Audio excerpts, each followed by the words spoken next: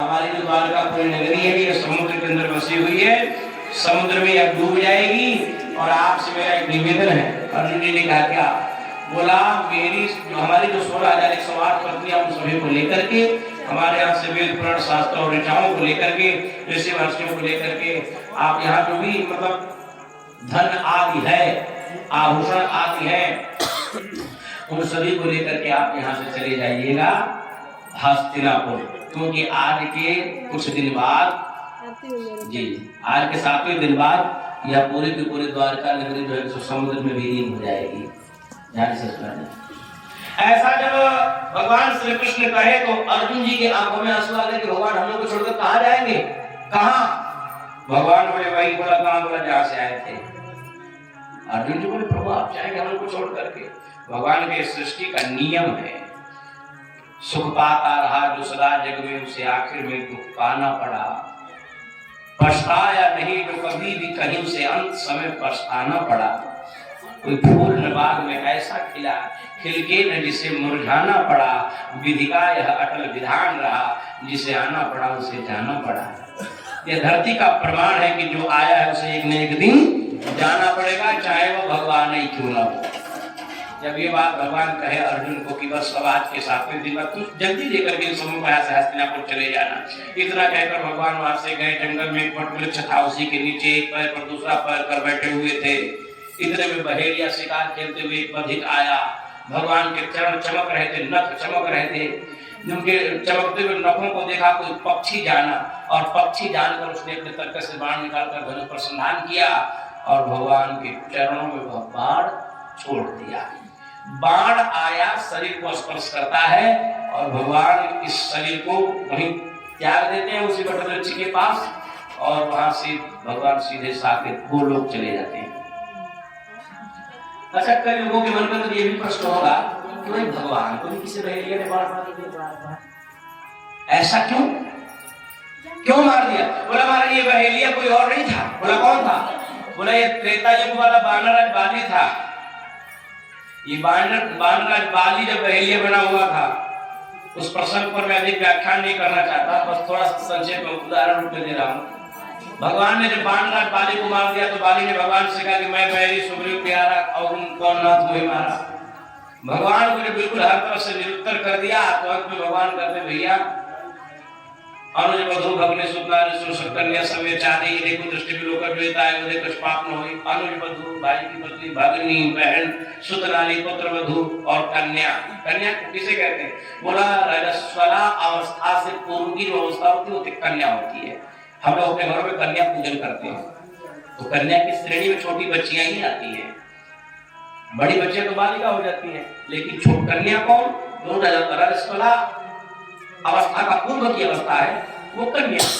बाबा लिखते हैं कि अनुज वधू भाई की पत्नी, भगिनी, बहन, सुतनाली, पुत्र वधू और कन्या, इन 4 प्रकार की स्त्रियों को जो दृष्टि से देखता है, ये चारों एक जैसी हैं। इनको जो है दृष्टि से देखता है निश्चित ही वो पद का अधिकारी होता है। और बाली तुमने ऐसा किया है।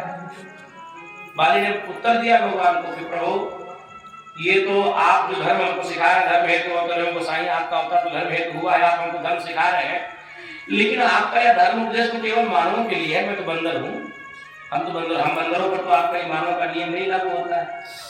मैं बंदर हूँ, उस पर भी मैं बंदर हूँ। चलो आप राजा हैं, आप मुझे दंड दे सकते हैं। एक बार मेरी भगत से पूछ तो लिया होता कि मैं उसे कैसे मानता, वो हमें कैसे मानती है। आज भी मैं उसकी, वो मेरी परछाई से दूर रहती है, मैं उसके परछाई से दूर रहता हूँ।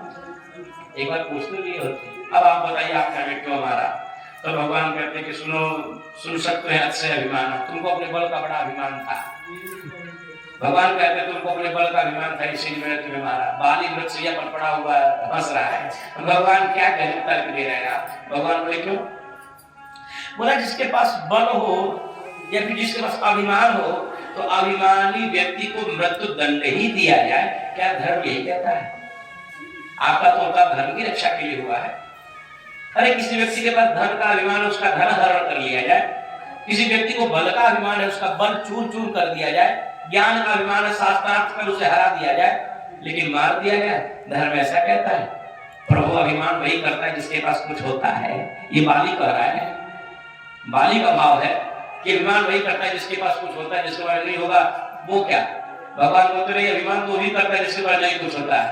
अंतर इतना ही होता है जिसके पास होता है वो होने का अभिमान करता है, और जिसके पास नहीं होता वो नहीं होने का अभिमान उसको है। अभिमान तो नहीं है। भगवान कहते हैं अच्छा तो तुमने अभिमान के इसलिए तुमको मारा, तो बोला महाराज ये न्याय आपका गलत है, अभिमानी को मारा नहीं जाता, उसका अभिमान भंग किया जाता है। अब आप बताइए क्यों मारे। तब भगवान कहते हैं नारी सिखावन कर इसने कहना, तुम्हारी पत्नी ने तुमको बार बार मना किया लेकिन तुमने उसकी बात नहीं मानी।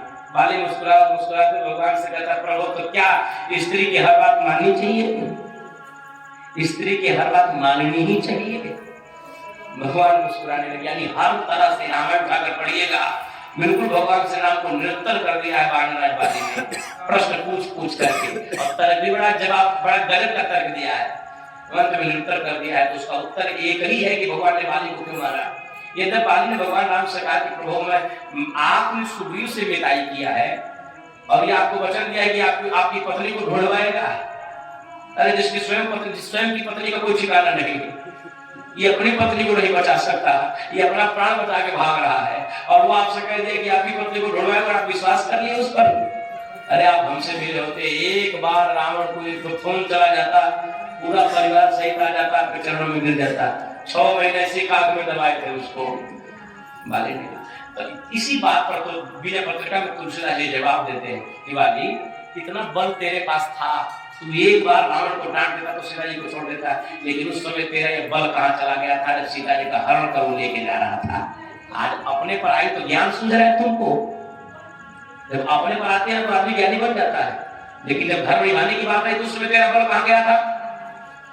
भगवान राम बाणराज बाली से कहते बाली सीता केवल मेरी पत्नी नहीं है, सीता वह संसार की प्रत्येक अबला है जो किसी आताताई से पीड़ित है, किसी आतंकी किसी आताताई ने उसके ऊपर कुदृष्टि से देख रहा हो या उसके साथ अत्याचार कर रहा है। सीता वह भारत देश की प्रत्येक बालिका है, और यदि तेरे जैसा बलवान बल होते हुए भी शक्ति सामर्थ्य होते हुए भी और मौन अपने कोहा में बैठा हुआ था, उस समय तूने उसका विरोध क्यों नहीं किया।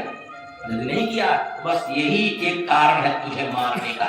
यदि तेरे बल के द्वारा समाज का हित न हो पाए, किसी का प्रतिष्ठा न बच पाए, तो ऐसे बल को तो मार देने में ही भलाई है। तो भगवान ने जब मार दिया तो ये तो न्याय की दृष्टि से सिद्धांत की दृष्टि से सही किया, लेकिन भगवान कहते हैं चलो यदि तुमको लगता है कि मैंने गलत किया तो चलो अगले जन्म में तुम व्याधा बन करके आना, और जैसे हमने तुमको मार दिया वैसे तुम भी हमारे चरणों में बाण मार करके अपना प्रतिशोध पूरा कर लेना। वही बाणराज बाली आज भगवान श्री कृष्ण के चरणों में व्याधा बनकर आया और भगवान श्री कृष्ण के चरणों में बाण मारता है। भगवान की शरीर वही रह जाती है, भगवान अपने अंत आत्मा से सीधे वो लोग चले जाते हैं।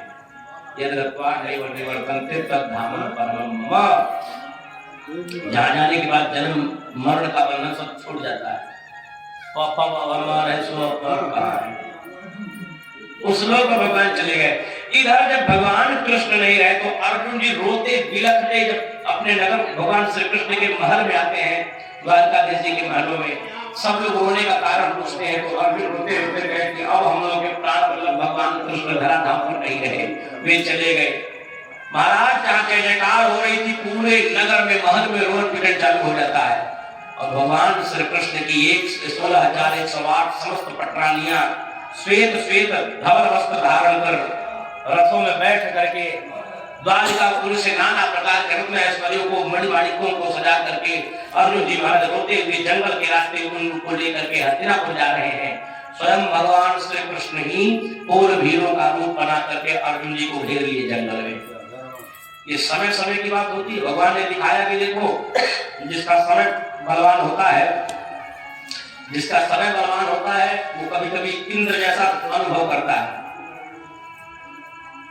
मेरा कहना यही है कि आज हमारी बुद्धि सही है, आज भगवान ने हमें ऊंचा पद दे दिया है, बुद्धि सही दे दिया, शरीर सुंदर दिया है, तो आज बड़े हम लोग अभिमान में क्या क्या कर जाते हैं। लेकिन याद रखिए कि शरीर ढलेगी और ऐसे ढलेगी कानों से सुनाई दे देगा। आज बड़ा वर्चस्व है, आज बड़ा प्रतिष्ठा है, बड़े कूद रहे हैं, लेकिन एक समय ऐसा आएगा कि मुख से सुधा आवाज नहीं निकलेगी। उस समय आप भगवान का भजन भी करना चाहेंगे, लेकिन होगा नहीं। क्यों? क्योंकि आपने स्वभाव नहीं बनाया वैसा। आप याद करना चाहेंगे, आएंगे नहीं याद, क्योंकि आपने पहले मन को लगाया ही नहीं उधर। इसलिए मन को पहले से संयमित करना चाहिए। अब देखें, अर्जुन जी लेकर के चले आ रहे थे, भगवान ही कोल भील बनकर के जंगल में आ गए और अर्जुन को रोक लिए, युद्ध छिड़ गया। असंख्य रूप में कोल भील बने हुए थे भगवान श्री कृष्ण स्वयं, और अर्जुन से इतना घोर युद्ध हुआ। अर्जुन जी महाराज अपने तरफ से बाण निकाले, चला में गांडी धनुष पर चढ़ा करके एक बाण निकाले, 1000 बाण बनकर के बरसे। लेकिन जब भगवान लड़ रहे तो भगवान से कौन जीत सकता है? भगवान उनके सारे अस्त्र शस्त्र को खंडित कर देते हैं, गांडी धनुष को चूर चूर कर दिया, रथ को तोड़ दिया, अर्जुन जी के सर से मुकुट छीन लिया, अर्जुन जी का कवच कुंडल आधा सब विदृढ़ कर दिया, एकदम मूक बना दिया अर्जुन को। अर्जुन जी सोचने लगे, हे मन, ये मैं ही हूं? मैं जब महाभारत के युद्ध में धनुष बाण लेकर के खड़ा होता था तो कोई मेरे सामने नहीं आता था, और आज ये मेरे पास कैसा समय है? ये आज कौन समय है कि जंगल में रहने वाले कोल भी आदिवासी ये सब हमें लूट रहे हैं, हमें डरा रहे हैं, हमें धमका रहे हैं, हमें हमारी भगवान श्री कृष्ण की पटरानियों का हरण क्यों, कैसे? अर्जुन जी मुंह होकर के सोच रहे हैं। और संत जन कहते हैं, प्यारे समय